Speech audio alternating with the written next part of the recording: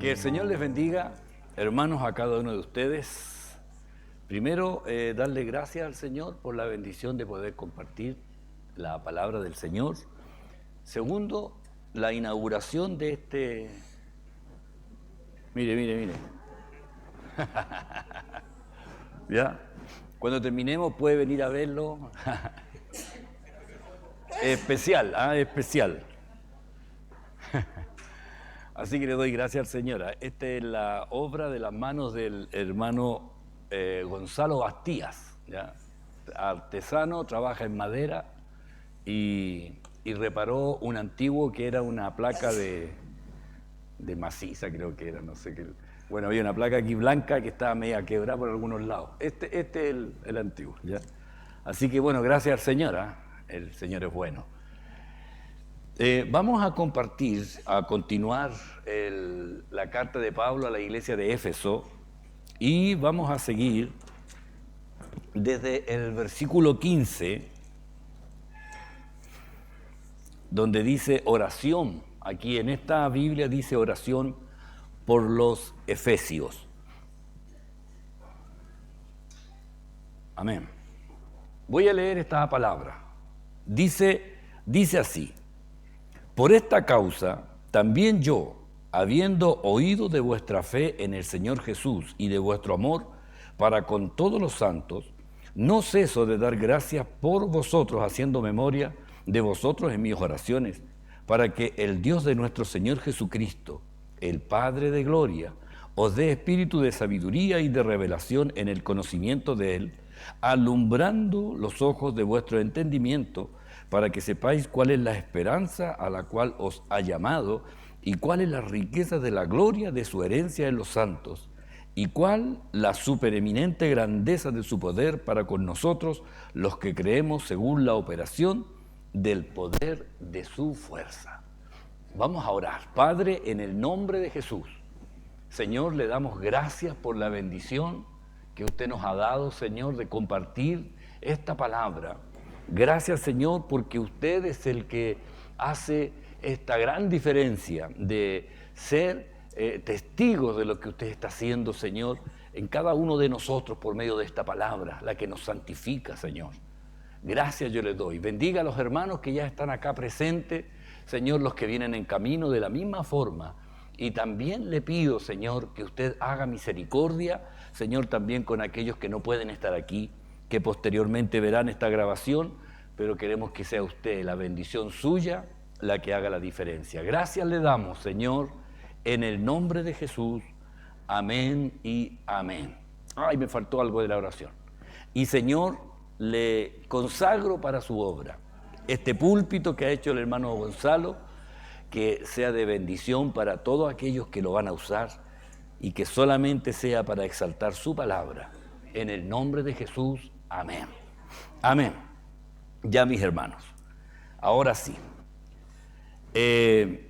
Después que ya Pablo les habló acerca de las cosas maravillosas que Dios tenía, recuerde que el jueves pasado hablamos que éramos ahora hijos de Dios, que éramos coherederos o herederos con Cristo, que fuimos santificados por la palabra, que recibimos la garantía, las arras que es del Espíritu Santo, que nos garantiza el cumplimiento de las promesas. Y por esto Pablo comienza este versículo 15, dice, por esta causa, o sea, por todo lo que ya sabemos, lo que el Señor hizo por nosotros, por esta causa, dice, también yo, habiendo oído de vuestra fe en el Señor Jesús y de vuestro amor para con todos los santos, y comienza esta oración, la Dios habla hoy, dice, por esto, por lo que dijo antes, como sé que ustedes tienen fe en el Señor Jesús y amor para con todo el pueblo santo. ¿Sabe? Cuando está hablando aquí Pablo a la iglesia de Éfeso, les habla de la fe, le dice, por esto, por todo lo anterior, y como sé que ustedes tienen fe, pero esta fe no es solamente la fe salvífica que nosotros conocemos, y aquí está hablando de ser fieles a Jesucristo, la fidelidad, ¿ya? La fidelidad que nosotros le debemos al Señor. O sea, debemos mantenernos en fidelidad, ¿ya? A la confiabilidad y depositar nuestra confianza en el Señor. En Gálatas, bueno, la fidelidad o la fe, como lo dice aquí, es un fruto del Espíritu, ¿ya? Recuerden que el fruto del Espíritu es amor, gozo, paz, paciencia, benignidad, bondad, fe. Esa fe no es la fe de creer, sino es la fe de confiar. Entonces, cuando nosotros tenemos el fruto del Espíritu, que es la fe, la gente ve en nosotros que somos dignos de confianza. Nos creen lo que nosotros decimos o lo que nosotros hablamos. Entonces, ese es el fruto de la fe, ¿ya? No es que voy a creer más, sino que es algo que se ve, que es de Dios y que está en nuestras vidas. Entonces, por eso lo puse aquí para que nosotros lo entendamos. No solo es el amor, el gozo, la paz, la paciencia, la benignidad, la bondad, la fe, la mansedumbre, la templanza, que es el fruto, y todo esto es Cristo en realidad. Es Cristo en nosotros. Y nos hace amar como debemos amar, nos hace vivir con gozo, con paz, nos da paciencia. Amén, dijo él, dijo amén. Nos da paciencia, benignidad, ser bondadosos, la bondad, la fe, la fidelidad, la mansedumbre y la templanza, fruto del Espíritu. Por esto, también en Gálatas 5:13 dice, porque vosotros, hermanos, a libertad fuisteis llamados, solamente que no uséis la libertad como ocasión para la carne, sino servíos por amor los unos a los otros. Cuando Pablo le habla que tienen fe, y no solo le habla de la fe, sino que también de vuestro amor para con todo, el amor hacia los demás, ¿ya? El amor hacia los demás. Y cuando Pablo le escribe a la iglesia de Galacia, les habla que el amor nos hace considerar nuestra libertad, pero mirando también a los demás. Porque uno puede decir, bueno, yo puedo hacer lo que quiera, pero a lo mejor lo que yo quiera, a lo mejor le va a dañar a otro. Y ahí es donde uno, por amor, renuncia a algunas cosas que uno podría decir, bueno, si me puedo, ¿qué va a pasar? Pero no. Entonces, cuando usted sabe que por amor tiene que tomar decisiones que edifiquen a los demás y no que los destruyan. Porque alguien podría decir, a ver, ¿qué hace el hermano Gino? Me hablaba de que su antiguo jefe, no sé si antiguo, no, el jefe nuevo, es muy bueno para el garabato, ¿cierto? Muy bueno para el garabato. Entonces, todo lo habla así con garabato y a él le llega a dar risa como habla el hombre, ¿ya?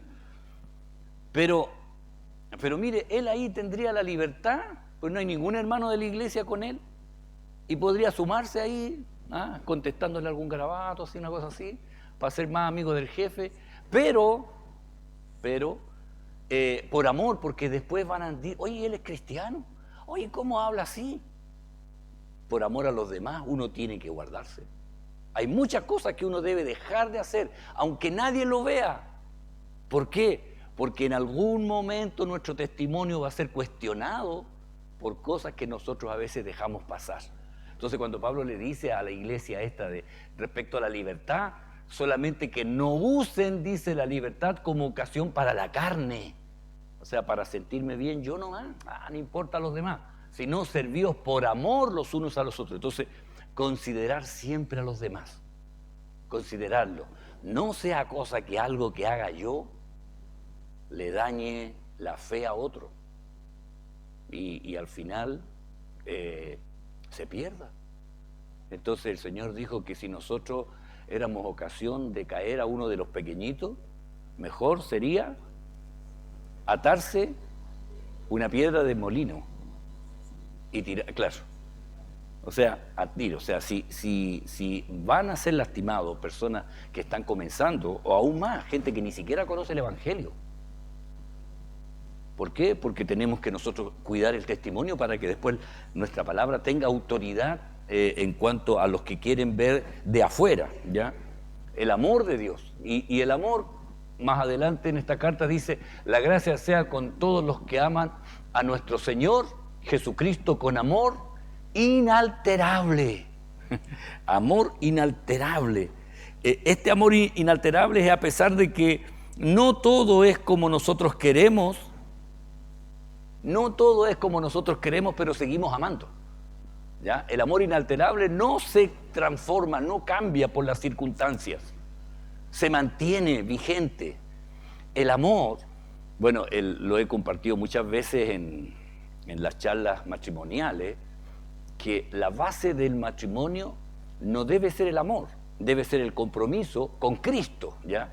Y ahí uno mantiene en realidad este compromiso, porque el amor es un sentimiento que puede morir, puede llegar a morir. Pero ¿cuándo puede llegar a morir? Cuando no se cuida este sentimiento. El sentimiento debe cuidarse, mantenerse vivo, ¿ya? Entonces, por eso cuando habla del amor inalterable, que no cambia por las circunstancias, ¿ya? El pastor Arturo Leal, cuando hablaba del matrimonio, decía que los casaba, dice, pero no es hasta que los problemas los separen, ¿ya? ¿Por qué? Porque a veces los problemas hacen que las personas, cada uno toman rumbos diferentes, pero el amor en Cristo permanece siempre fiel, ¿ya? Permanece siempre fiel. ¿Amén? Amén. Qué bueno. Ya, ahí sí. El verso 16 dice: no ceso de dar gracias por vosotros, haciendo memoria de vosotros en mis oraciones. Oiga, el recuerdo que tiene ya de ver la fe, la fidelidad, el amor en ellos y el amor que nos hace renunciar de nuestras libertades. Y él dice aquí, yo viendo ese amor, yo no ceso de dar gracias, viendo el amor. Oiga, recuerde que la marca registrada de la iglesia no es el logotipo que está aquí, la marca registrada es el amor, ¿ya? ¿Por qué? Porque cuando la primera carta de Juan dice, si alguno dice yo amo a Dios y aborrece a su hermano, es mentiroso, dice. Pues el que no ama a su hermano, a quien ha visto, ¿cómo puede amar a Dios que no ha visto? Entonces, si esto es como dice la carta de Juan, es como la lógica, o sea, si yo no soy capaz de amar a alguien que veo, ¿cómo voy a amar a alguien que no veo?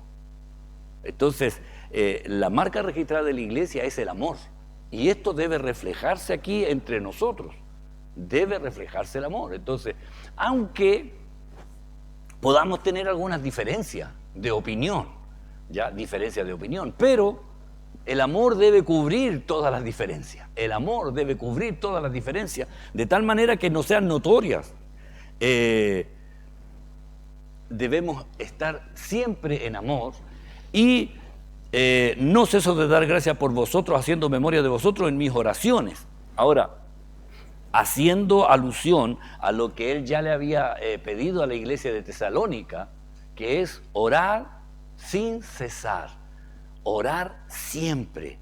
Ahora, este orar sin cesar, algunos se equivocan y dicen sin César, y ahí no dejaríamos de lado al hermano César Torrealba, ¿ya?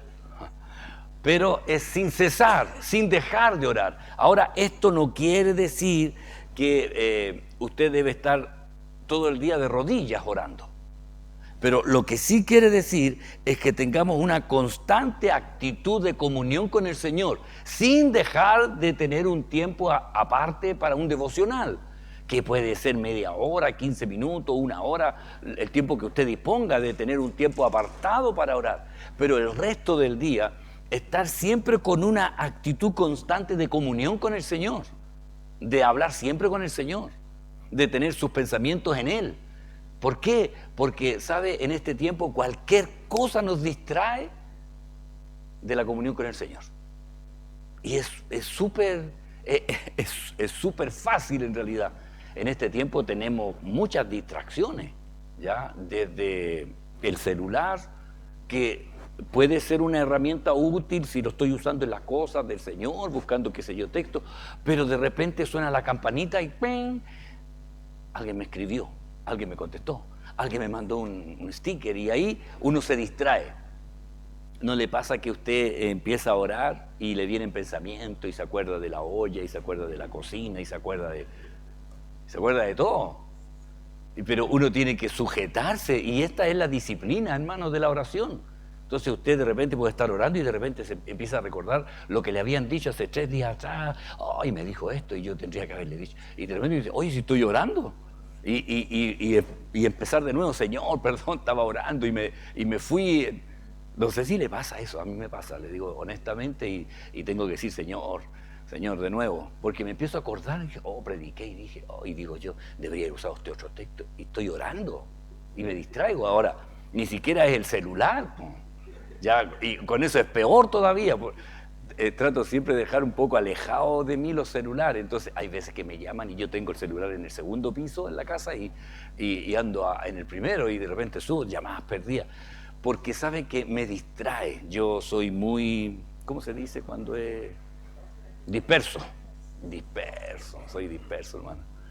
Y a veces tiene que centrarme ahí. La hermana Nancy me dice, oye, acuérdate, ¿para qué ibas a usar el celular? ¿Verdad que le iba a contestar a un hermano? Y ya estaba metido en Facebook, ¿me entiendes? Entonces, porque es así, es fácil. Entonces tengo que dejarlo, y a veces se me olvida dejar el celular. El domingo me pasó, por hermano. ¿Se dieron cuenta que me quedé con el celular en el bolsillo? Estaba predicando el hermano Christian Malway y sonó la trompeta. Era el mío, boludo.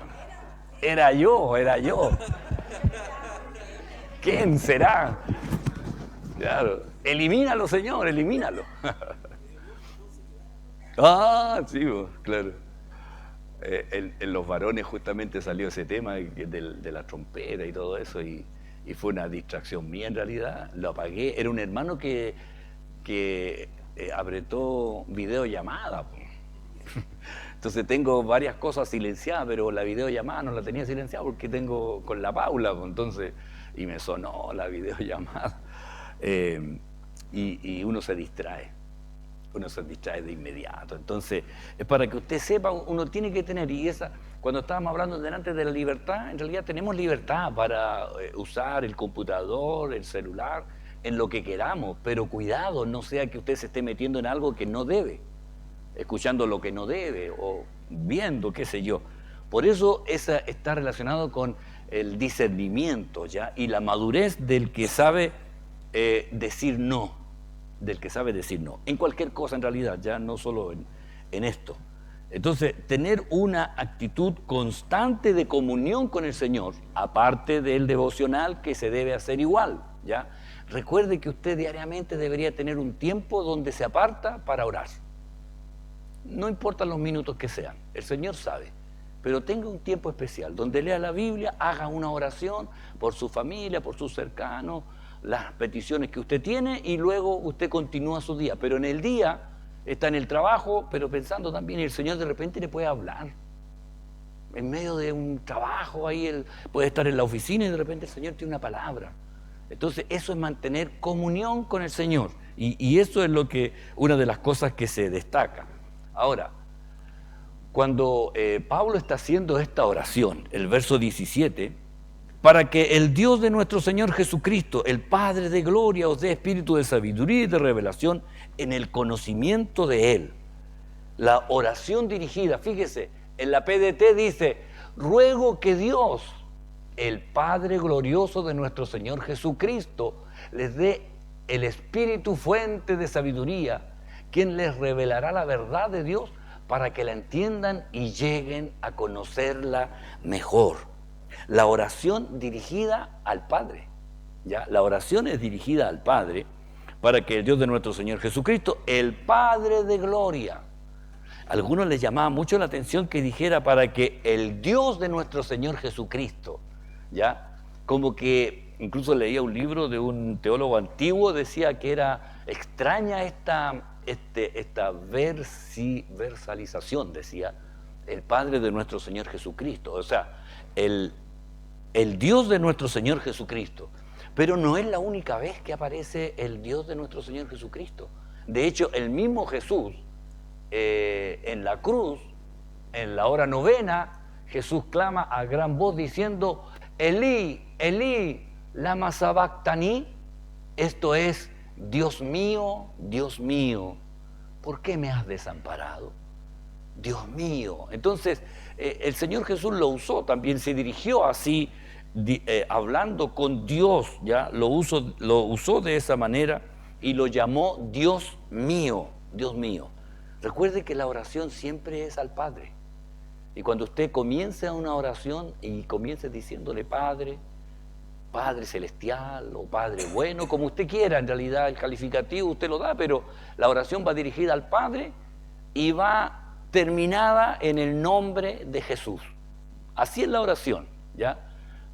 Hubo un tiempo en que se estuvo enseñando a orar al Espíritu Santo, pero se notaba medio extraño en realidad, ¿ya? Uno con el Espíritu Santo puede hablar cotidianamente porque Él está conmigo, ¿ya?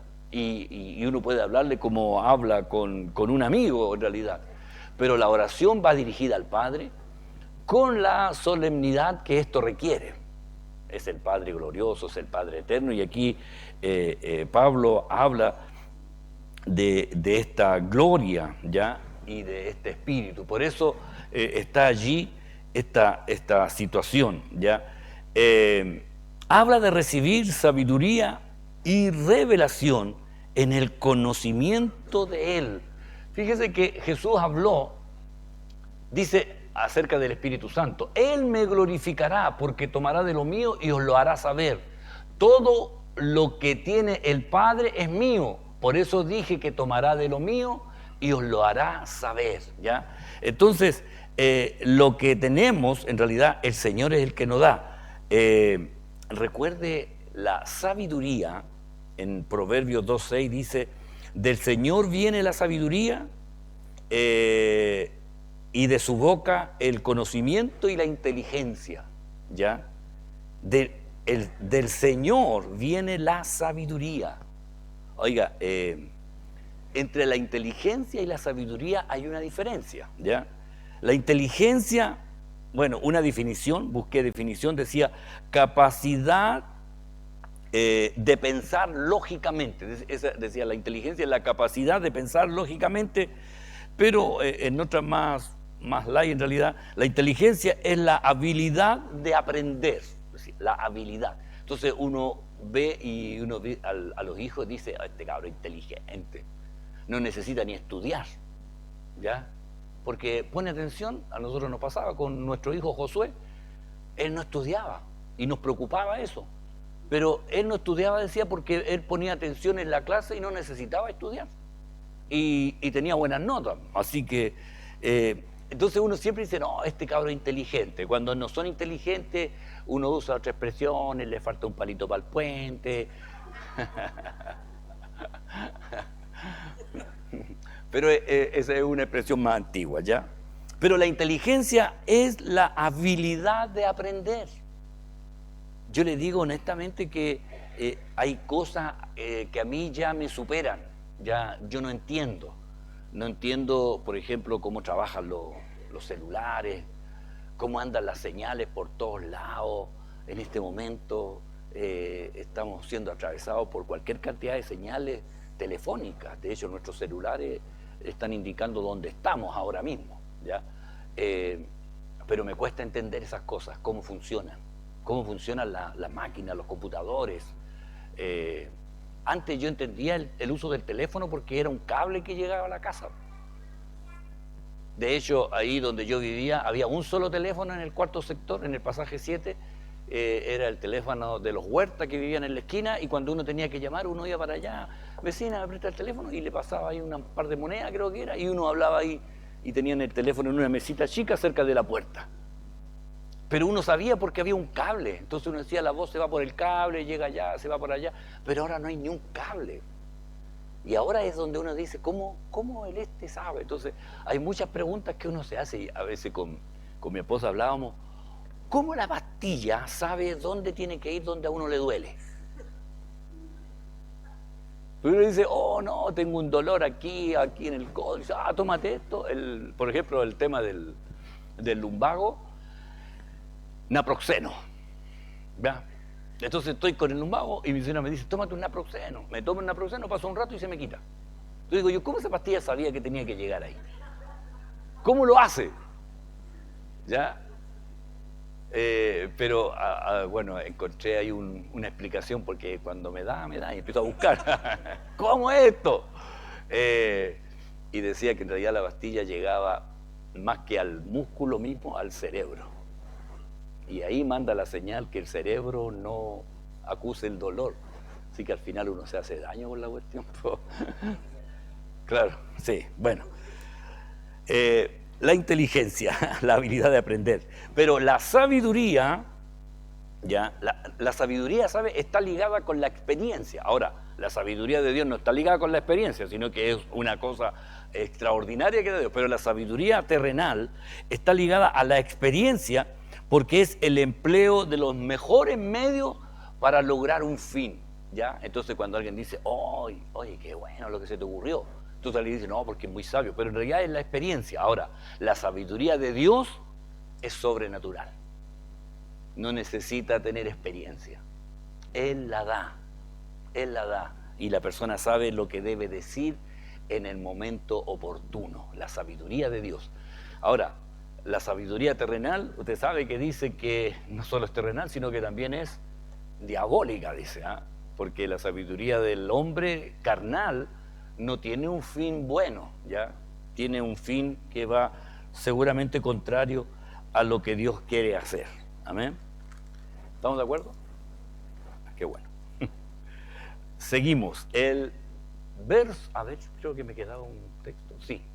Sí, en 1 Corintios 2:10 dice, pero Dios, y aquí hablando de lo que conocemos ahora, pero Dios nos la reveló a nosotros por el Espíritu, porque el Espíritu todo lo escudriña aún lo profundo de Dios. Entonces, oiga, el Espíritu Santo nos da esa capacidad de comprender.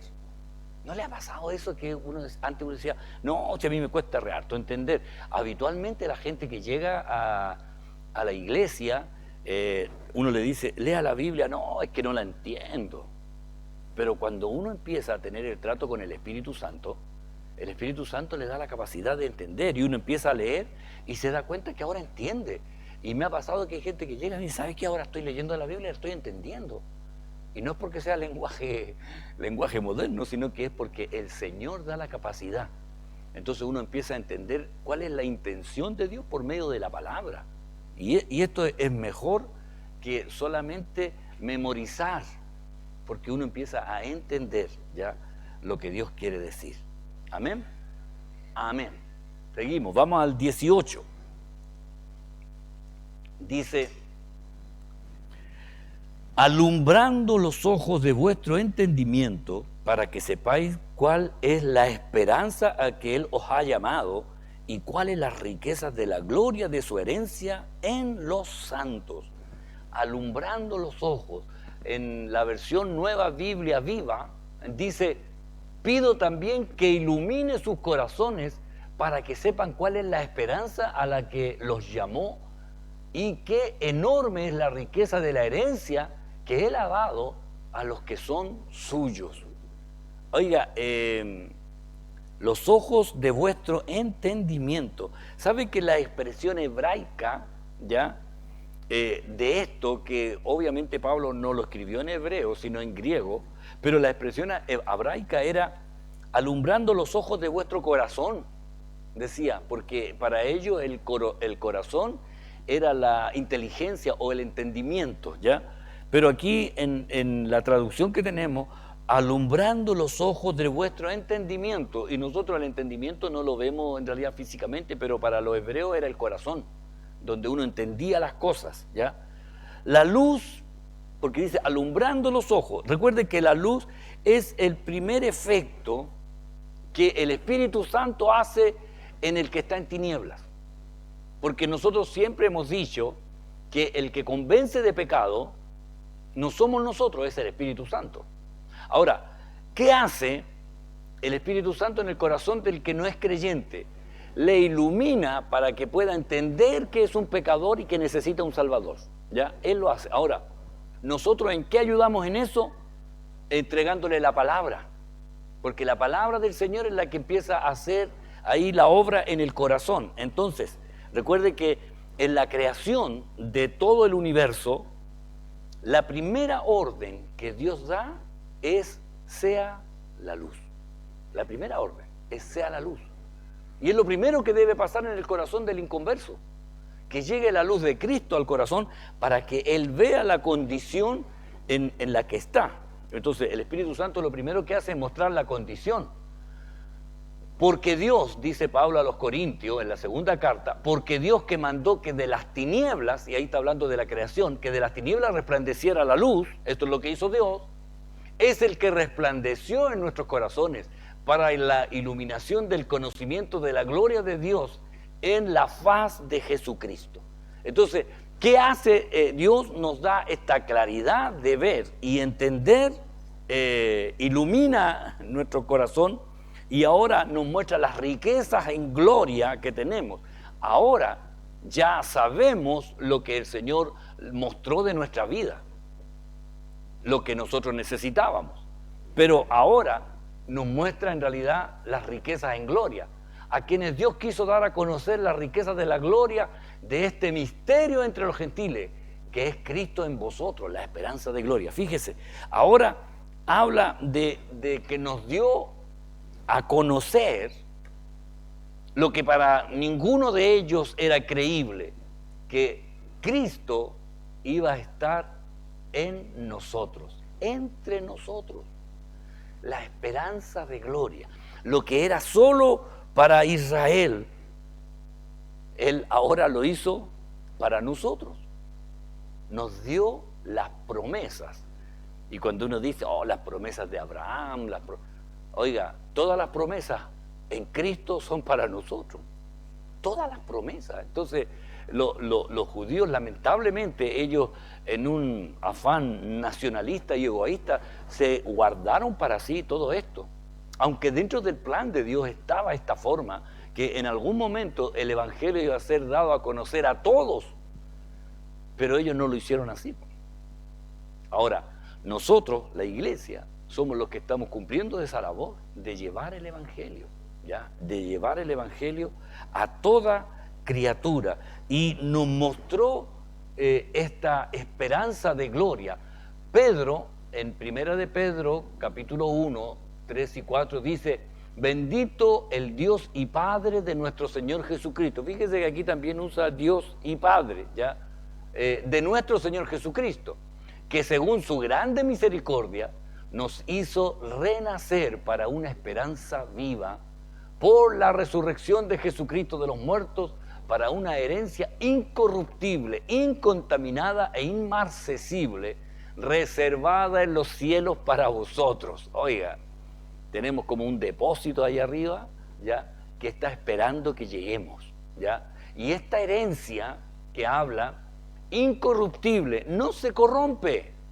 Después dice incontaminada, no se contamina, inmarcesible, no se marchita, ¿ya?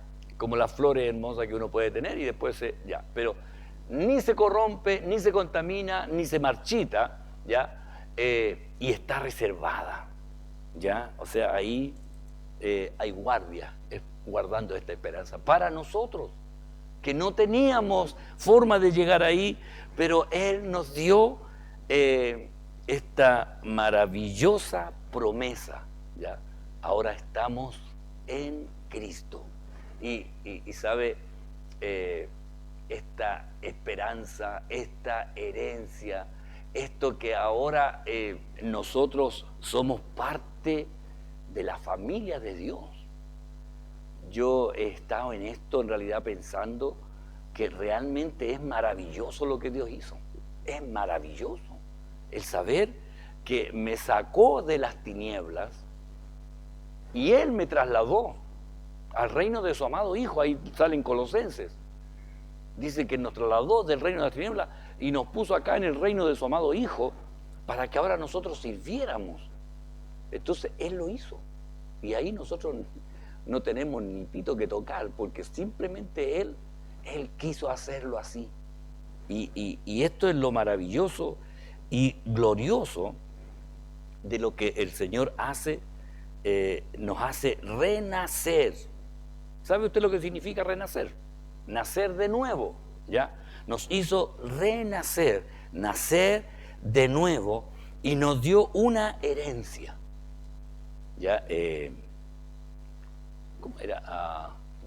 Tenía una idea que iba a decir, pero se me fue. Entonces ya estamos en esa parte de la etapa de la vida, ya. Que cuando usted llega a alguna pieza y dice, ¿para qué vine? Algo venía, entonces tiene que devolverse. Ya. Me acordé, Renato, era eso. Me acordé, ahora, ¿ven? Si tenía que volver aquí, y ahí conecté, Renato. ¿Ha pasado? Ya, sí, no, por lo menos, gracias, hermano. Pasé agosto, me dice. Eso es bueno. Renato significa renacido, ¿ya? Eso me acordé, Renato. Renacido. Y esto es el requisito indispensable de aquel que quiera estar con el Señor. Es el requisito indispensable, hermano.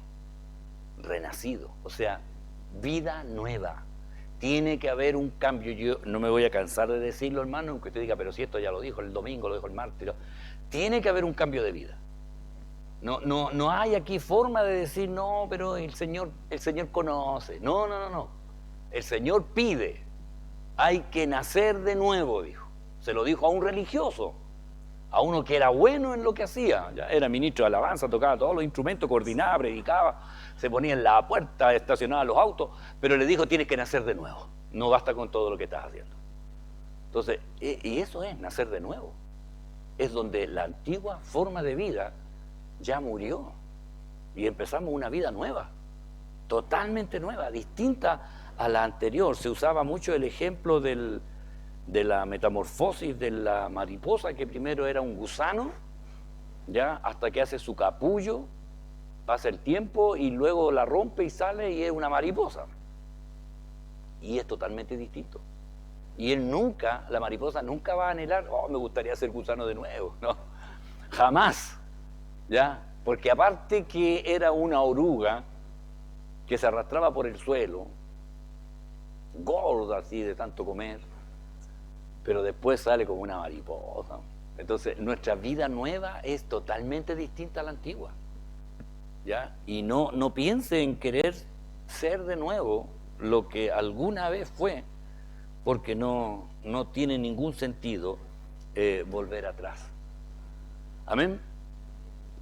El 19 dice, y aquí hace una especie de explicación, ¿eh? Dice, ¿y cuál la supereminente grandeza de su poder para con nosotros los que creemos, según la operación del poder de su fuerza? ¿Sabe?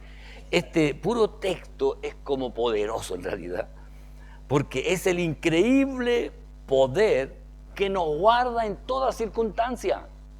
En la NTV dice, también pido en oración que entiendan la increíble grandeza del poder de Dios para nosotros los que creemos en Él. Oiga, entender el poder extraordinario que tiene Dios y que lo pone aquí a nuestro alcance para guardarnos en todo tipo de circunstancias.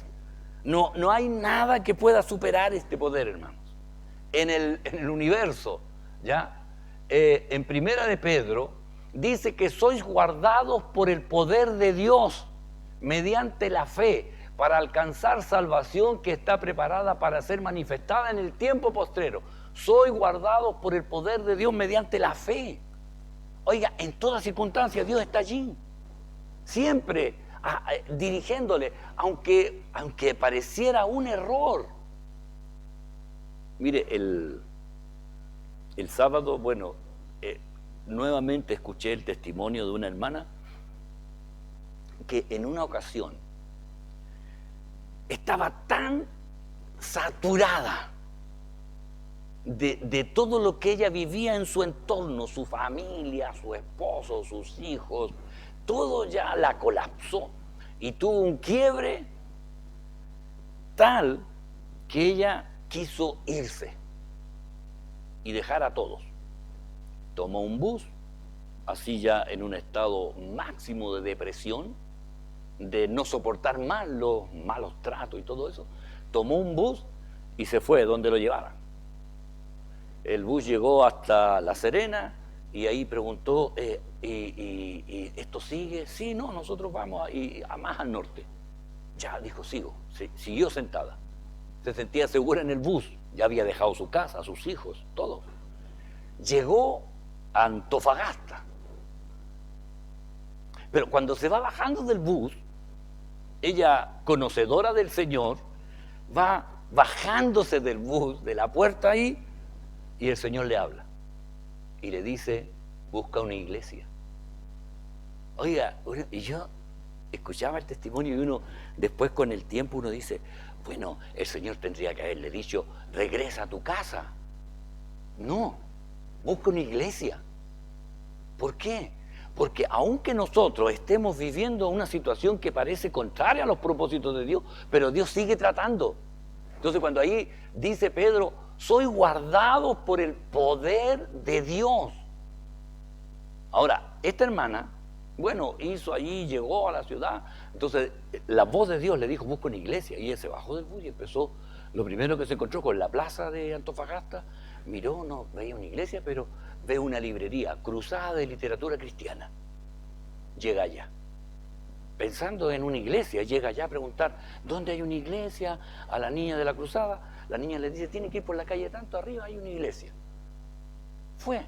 Y creo que había reunión ese día, no estoy seguro, pero la cosa es que después volvió, después de estar en la iglesia, porque creo que oraron por ella, en la iglesia. Volvió a la Cruzada, que era lo único que conocía, y ahí él le pregunta dónde puede dormir, le dan el lugar donde puede arrendar una pieza para dormir, pero, ¿sabe? Después vuelve y se hace amiga de la niña de la librería. La de la librería la invita a vivir con ella, era una mujer que estaba sola y tenía su casa, y ahí ella compró género y empezó a vender paños de cocina o delantales para usar en la cocina, mientras pasaban los días. Mientras tanto, la familia de ella, el esposo especialmente, se dio cuenta de lo que había pasado, que ella estaba aburrida, que se había ido. Y ¿sabe? Buscó a Dios y llegó a la iglesia, pidió oración. Sabe que era un hombre terco, duro, poco sociable, pero después nosotros lo vimos, cómo el Señor transformó esa vida. Y sabe, lloraba por su esposa, lloraba, se estremecía entero en una silla, yo lo veía llorando. Yo hacía clase en la escuela dominical a los jóvenes. En el segundo piso teníamos una sala y él llegaba y me decía, quiero hablar contigo, por favor, ya. Terminábamos la clase, me iba ahí a la sala con él y él me decía, necesito oración, estoy desesperado, no sé qué hacer. Y lloraba. Nunca había visto a él así, nunca.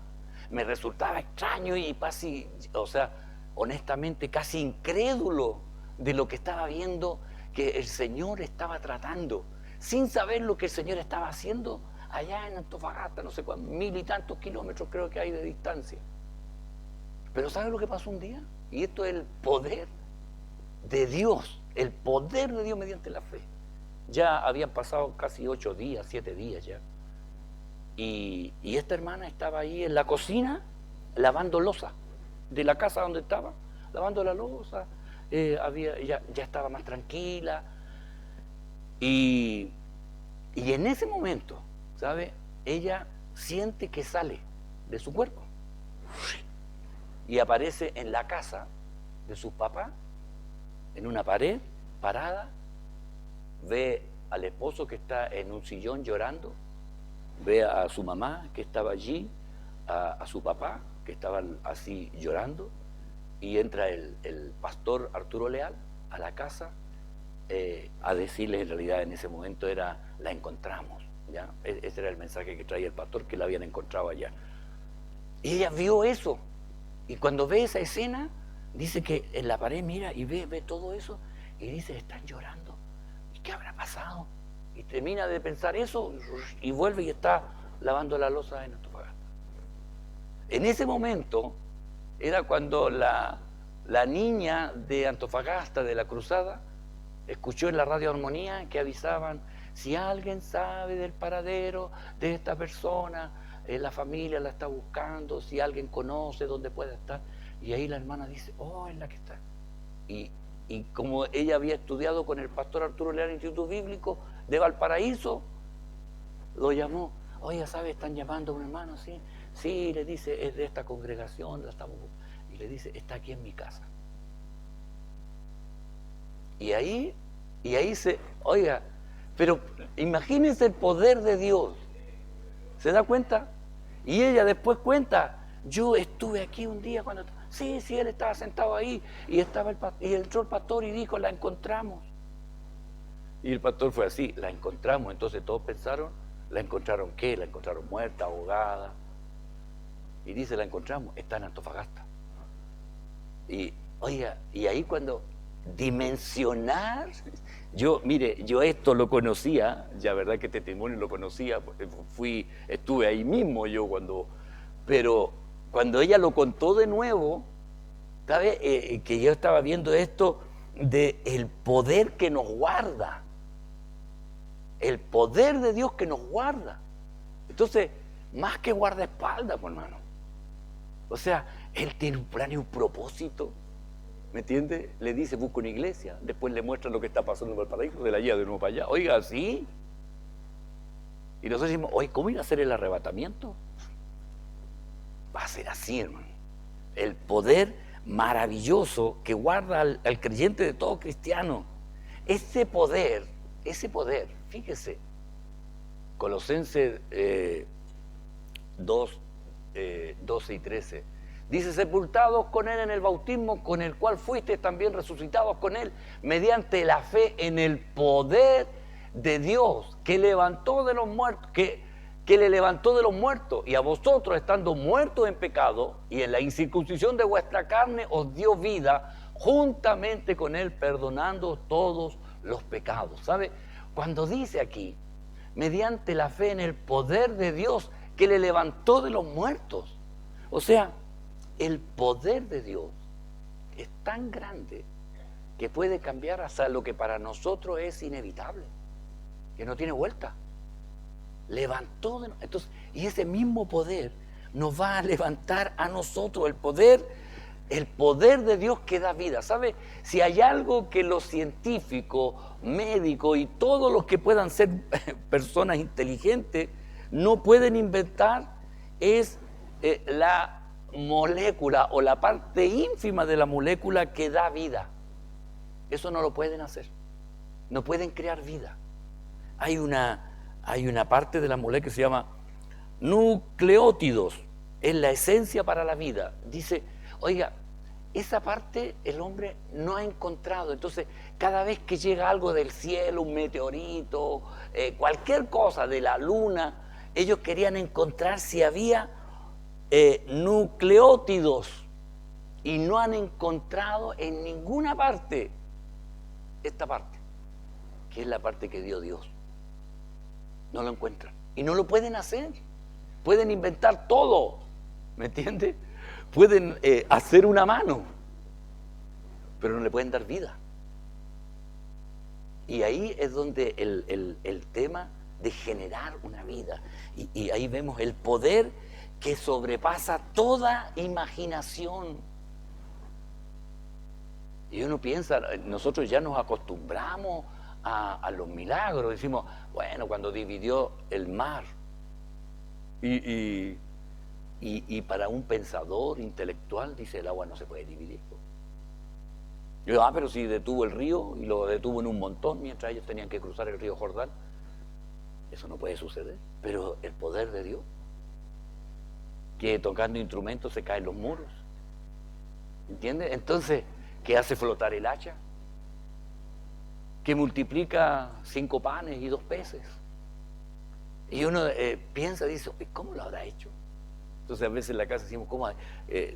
Sacaba el pan de la panera, lo partía, lo repartía, y el pan estaba de nuevo ahí, lo repartía. ¿Cómo lo hizo? 5 veces, y después 10, 100 veces, y sobraron 12 cestas. Y dice, ¿cómo lo haría? ¿Cómo lo haría? Pero Él es el que lo hace. Y ese poder que nuestra mente no logra entender, porque es sobrenatural. y la gente que no cree dice, no, esas son fantasías y qué sé yo, pero uno puede vivirlo, uno puede verlo y uno le da gracias al Señor. Por eso ahora Él, viviendo con nosotros, nos da, nos guarda y nos cuida de una manera especial. Recuerde, toda circunstancia en Dios tiene un propósito, siempre. Y aunque usted diga, no, esto se le escapó, a Dios nada se le escapa. Todo está en su mano y Él tiene un plan y un propósito que va más allá de lo que nosotros imaginamos. ¿Amén? ¿Estamos de acuerdo? Amén. Bien. Vamos a orar para finalizar. Hermano, les invito a ponerse de pie. Damos gracias al Señor. Amén. El próximo jueves continuamos ya el estudio que estamos haciendo. ¿Sabe? Va a llegar el día jueves 18 de septiembre.